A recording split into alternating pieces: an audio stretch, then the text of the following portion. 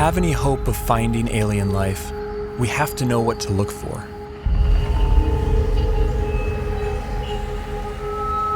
But where do we begin?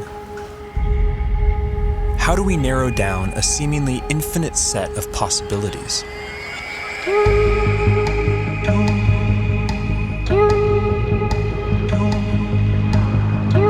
There's one thing we know for sure.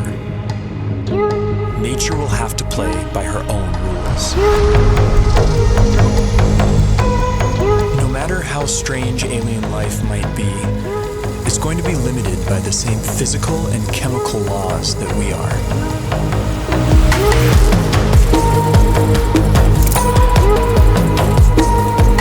On top of this, each alien environment will further limit what kinds of life forms can evolve there.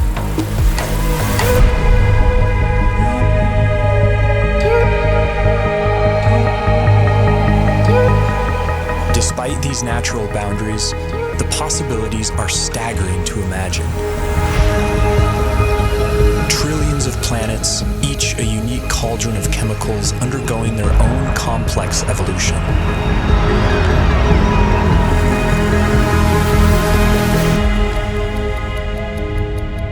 To guide our thinking, this museum of alien life will be divided into two exhibits. Life as we know it, home to beings with biochemistries like ours, and life as we don't know it, home to beings that challenge our concept of life itself.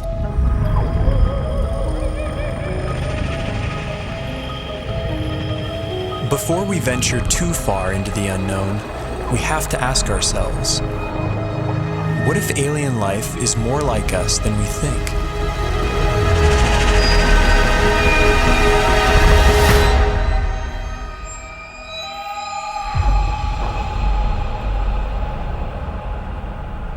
If there's one feature that unites us with the other specimens in this museum, it's carbon. Carbon is ubiquitous. It's one of the most common elements in the universe, and it's very good at forming large, stable molecules. Carbon has the rare ability to form four-way bonds with other elements and to bind to itself in long, stable chains, enabling the formation of huge, complex molecules.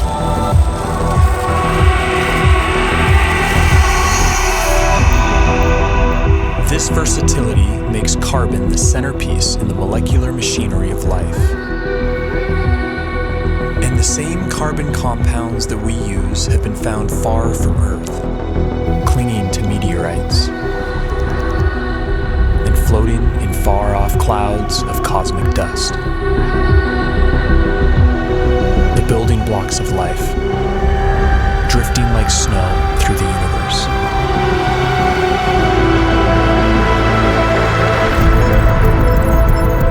And if alien life has selected other carbon compounds for their biochemistry, they will have plenty to choose from. Scientists recently identified over 1 million possible alternatives to DNA, all carbon-based.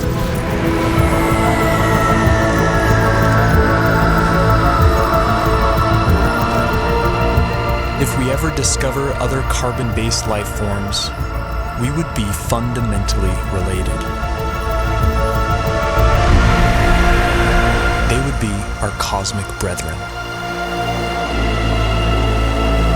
But would they look anything like us? If they hail from Earth-like planets, we could share even more in common than just our biochemistry. What would life be like on other planets if it has evolved? Would it be like the world today here on Earth? Or would it be completely different? There are those who argue that from the argument of convergent evolution, if conditions on other planets are similar to here, then we would see very similar life forms. Animal and plant-like organisms that look very familiar.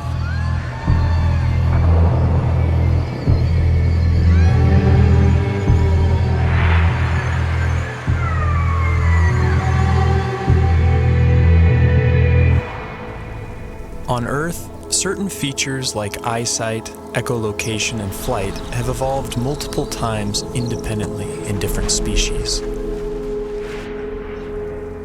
This process of convergent evolution could extend to alien planets like Earth, where creatures face similar environmental pressures.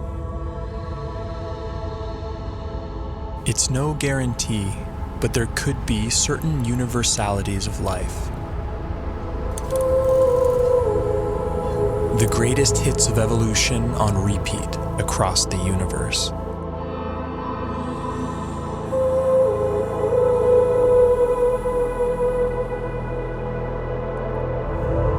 Each feature would be attuned to its local environment.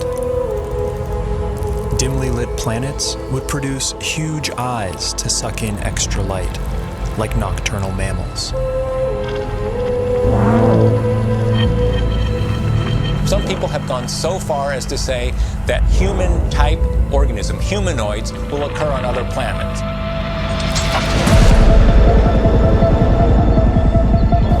The existence of other human-like organisms seems unlikely, given the long, convoluted chain of events that produced us. But we can't rule it out. If just one in every 100 trillion Earth-like planets produced a human-like form, there could still be thousands of creatures like us out there.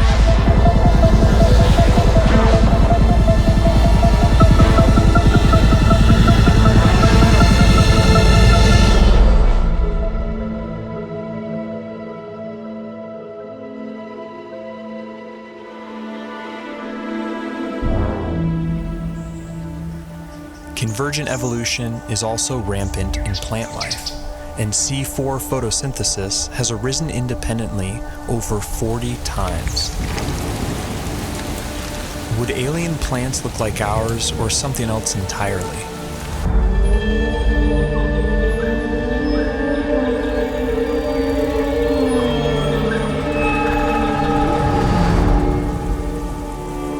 On Earth, plants appear green because they absorb the other wavelengths in the sun's light spectrum. But stars come in many colors. And alien plants would evolve different pigments to adapt to their sun's unique spectrum.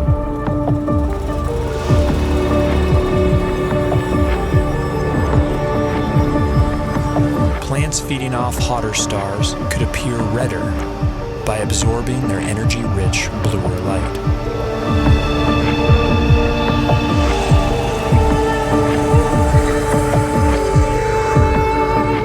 Around dim red dwarf stars, vegetation could appear black, adapted to absorb all visible wavelengths of light.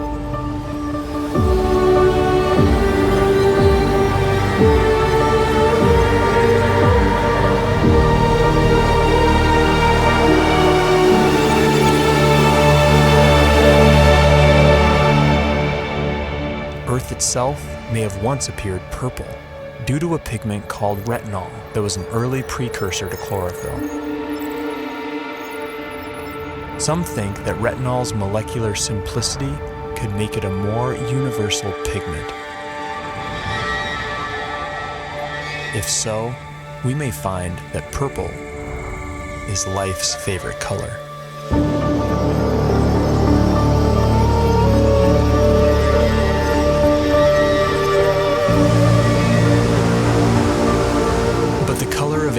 Vegetation is more than just a curiosity.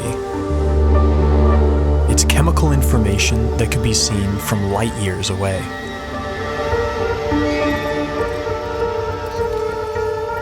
Earth plants leave a signature bump in the light reflected off our planet. Finding a similar signal from another world could point the way to alien vegetation.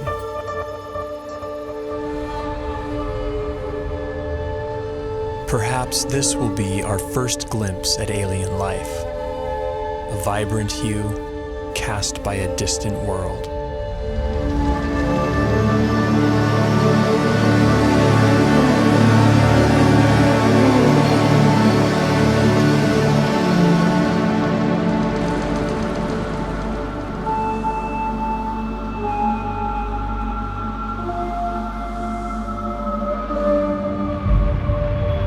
What happens when you change the day length of a planet? What happens when you change the tilt of a planet? What happens when you change the shape of the orbit? What happens when you change the gravity of a planet? Planets with long elliptical orbits would see drastic seasons. There could be worlds that appear dead for thousands of years, then suddenly spring to life.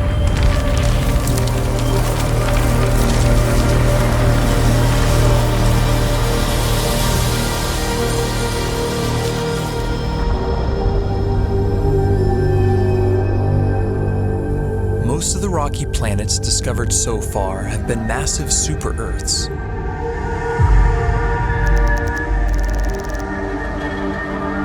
How would life evolve on these worlds?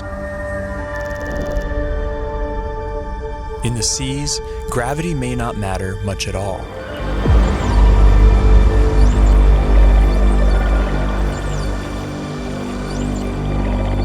A high-gravity planet isn't high gravity all over. If you're in the sea, and that's where all life starts, there's very nearly no gravity because you're much the same density as the stuff around you. It's when the animals come out on land that they feel the gravity. High G-forces would necessitate large bones and muscle mass in complex life on land. They would also demand a more robust circulatory system. And plant life could be stunted by the energy cost of carrying nutrients under stronger gravity.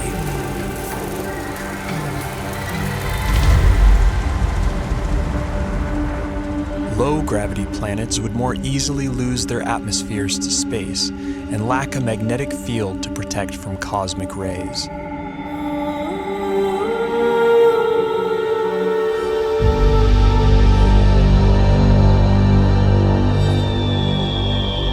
But smaller worlds could be home to secret oases.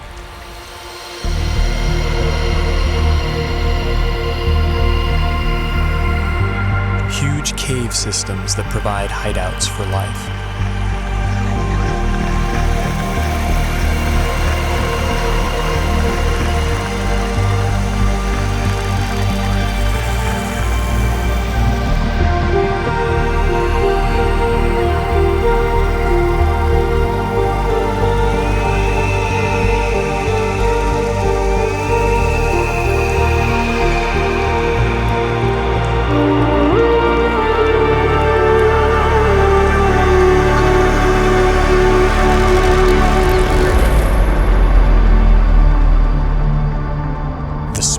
Possible habitable planets are estimated at 2.5% Earth's mass. If surface life does evolve on these worlds, it could be a sight to behold. Plant life could grow to towering heights, able to carry nutrients higher in lesser gravity.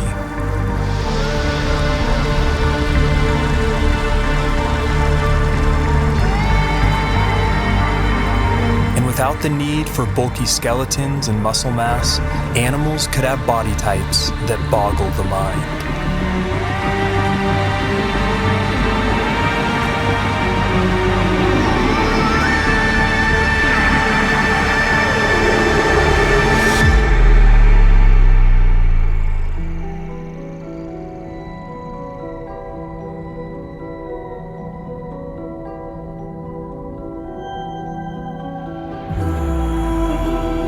Here on Earth, it took 3 billion years for evolution to produce complex plant and animal life.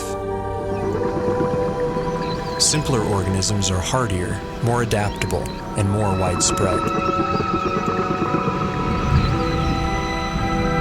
The largest collection in the Museum of Alien Life would likely be the Hall of Microbes.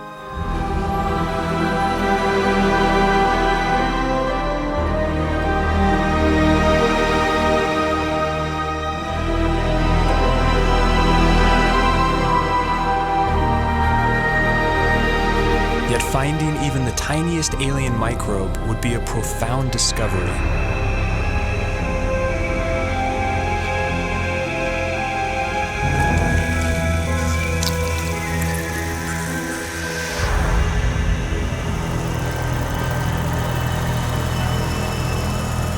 and bite-sized life could leave a big footprint. Like stromatolites on Earth, layers of microbes could build up into huge rock mounds over time, leaving behind eerie structures.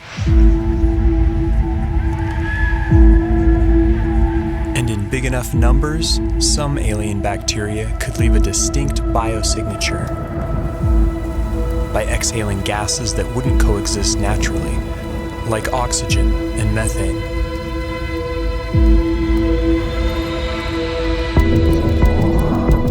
There's ways to make oxygen without life, there's ways to make methane without life, but to have them in the atmosphere together is almost impossible unless you've got biology making those gases at the surface. And it would have an imprint on the planet's spectrum of colors. Next-generation space telescopes could find a signal like this on a world not far from home. The closest Sun-like star with an Earth-like exoplanet in the habitable zone is probably only 20 light years away and can be seen with the naked eye.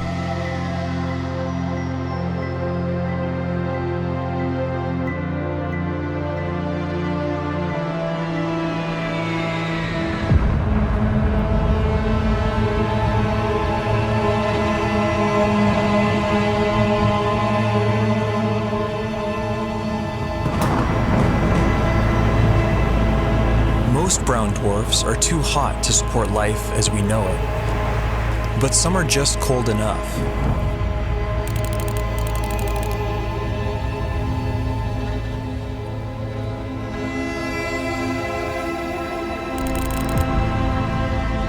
All the prime elements for life have been detected inside their atmospheres. And within these clouds, some layers would provide ideal temperatures and pressures for habitability.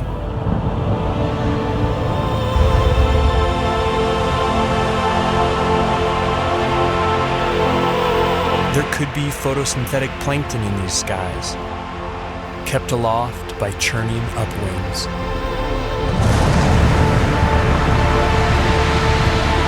And with enough force, these upwinds could even support larger, more complex life. Predators.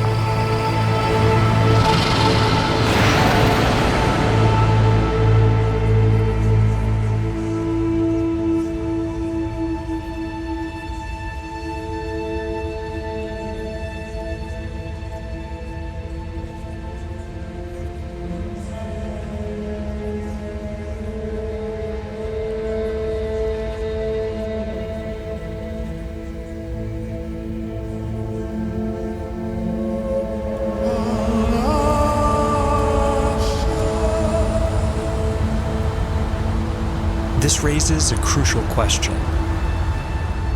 What if we've been looking in all the wrong places? What if nature has other ideas?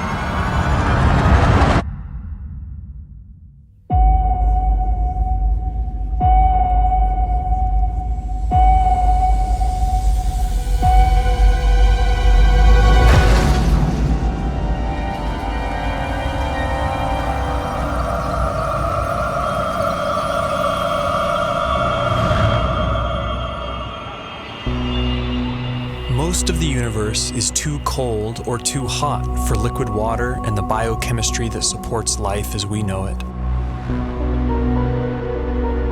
But in case our biases are misleading, we have to cast a wide net to search for life outside the habitable zone, in places that seem wildly hostile to us. Exotic environments will demand exotic biochemistries, and while no element can match carbon's versatility, one contender is a frontrunner.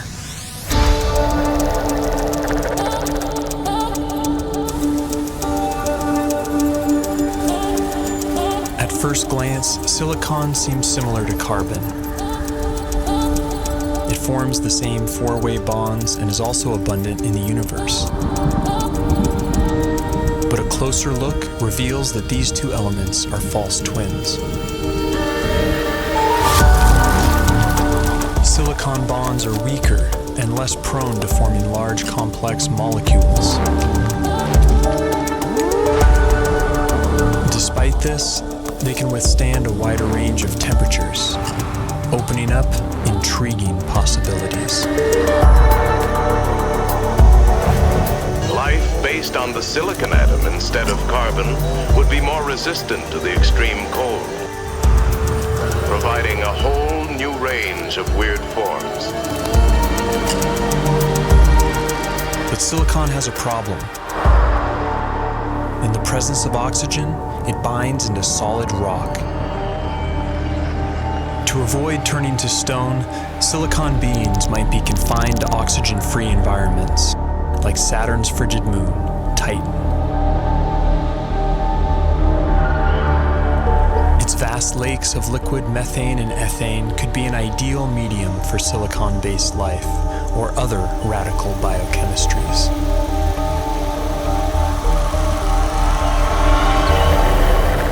Without ample sunlight, beings on worlds like Titan would likely be chemosynthetic, deriving their energy by breaking down rocks.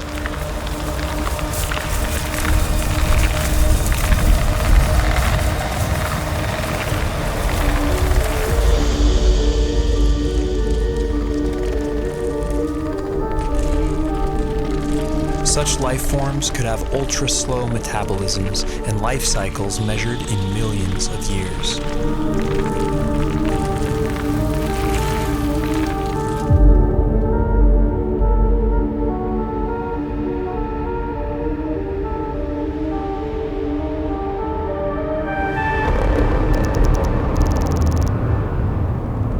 In high temperatures, typically rigid silicon-oxygen bonds become more flexible and reactive, triggering more dynamic chemistry.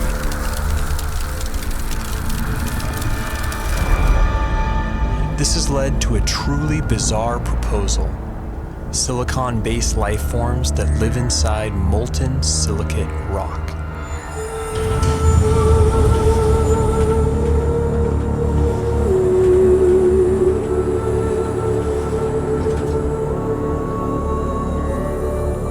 In theory, these forms could even exist deep beneath the Earth inside magma chambers as part of a shadow biosphere. If so, then the aliens are right under our noses. Other shadow biospheres have been proposed, forms of life living alongside us that we don't even know are here, including tiny RNA-based life small enough to go undetected by existing instruments.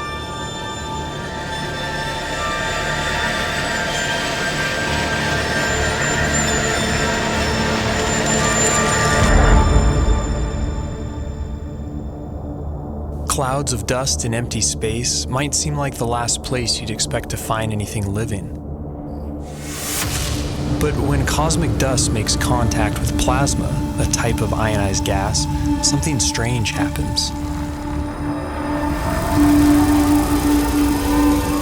In simulated conditions, dust particles have been seen spontaneously self-organizing into helical structures that resemble DNA.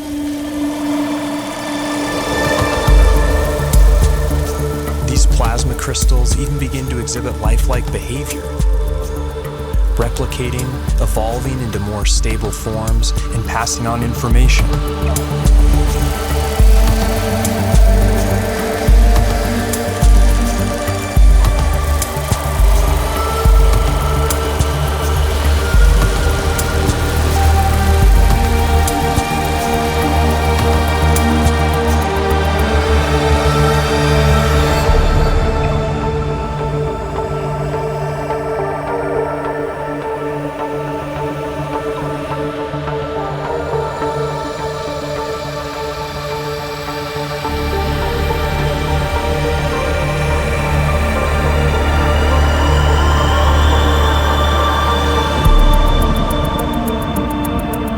Plasma is the most common state of matter in the universe.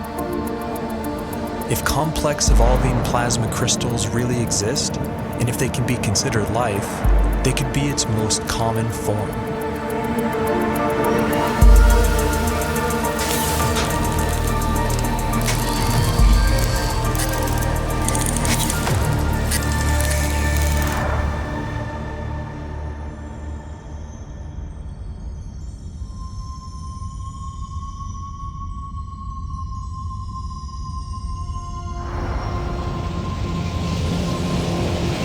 massive suns explode, some collapse into ultra-dense cores called neutron stars.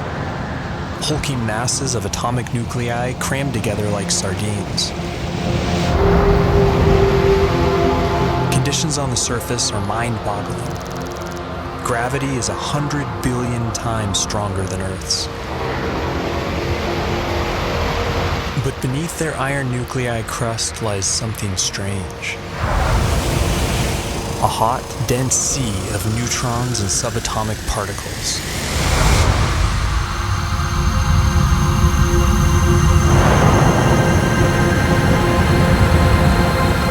Stripped of their electron shells, these nuclei would obey entirely different laws of chemistry, based not on the electromagnetic force, but the strong nuclear force which binds nuclei together.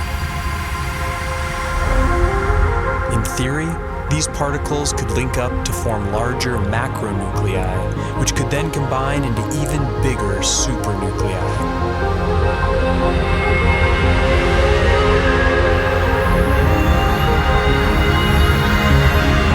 If so, then this bewildering environment would mimic the basic conditions for life: heavy nucleon molecules floating in a complex particle ocean.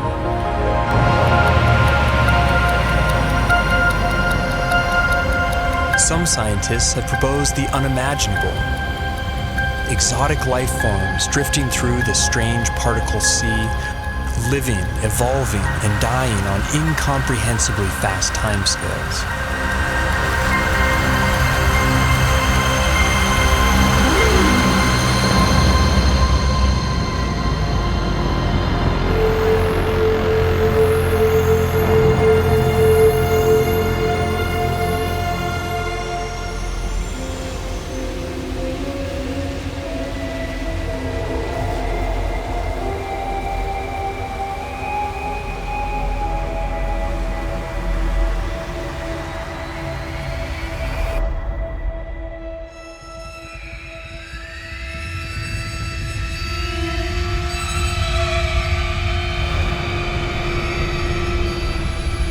Life is not something that has to evolve naturally. It can be designed.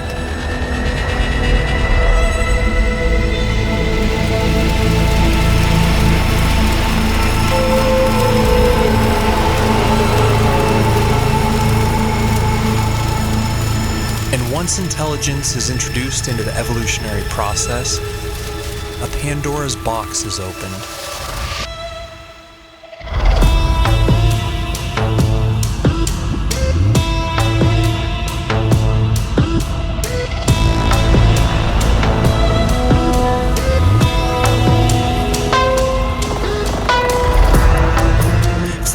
Typical biological limitations, synthetic and machine-based life could be the most successful of all.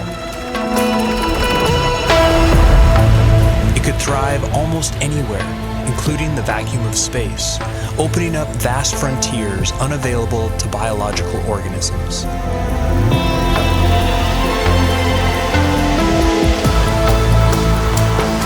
And compared to the glacial pace of natural selection, technological evolution allows exponentially faster growth, adaptability, and resilience.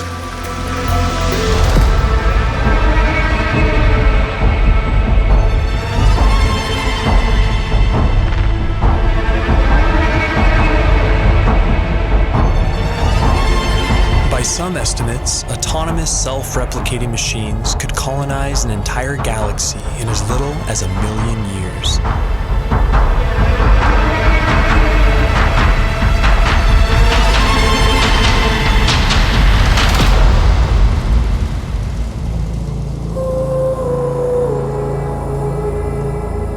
Can't predict how hyper-intelligent life would organize itself. But in theory, there could be convergent evolution at play. The electrical properties of silicon might make it a universal basis for machine intelligence, a redemption for its biological shortcomings.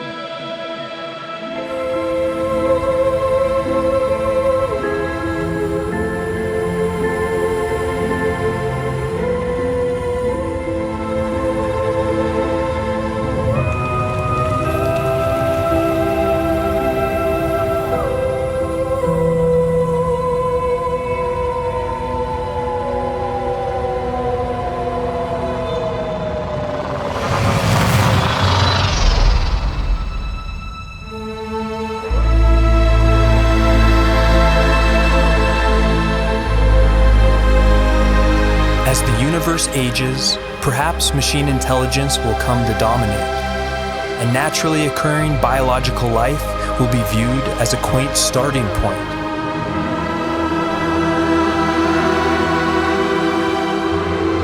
Perhaps we ourselves will lead this transition, and the great human experiment will be merely a first link in a sprawling intergalactic chain of life.